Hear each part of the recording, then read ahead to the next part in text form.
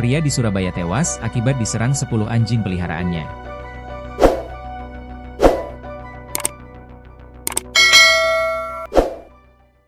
Pria bernama Johannes Alexander Stefanus de Vretes, 52, tewas akibat diserang 10 anjing.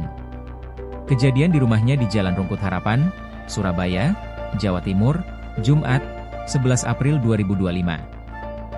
Johannes Alexander Stefanus de Vretes, 52, tewas dengan wajah penuh luka. Johannes ditemukan tidak bernyawa pada Jumat, 11 April 2025, oleh kakaknya, Henry de Vretes, setelah pulang dari bekerja. Henry mengaku mendengar suara gonggongan anjing yang tidak biasa dari kamar adiknya. Tapi pas pulang, cuma dengar anjing-anjingnya gonggong terus dari dalam kamar.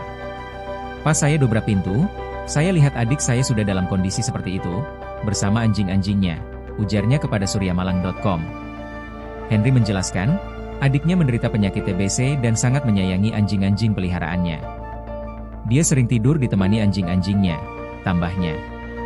Melihat kondisi mengenaskan adiknya, Henry segera melaporkan kejadian tersebut kepada pihak kepolisian.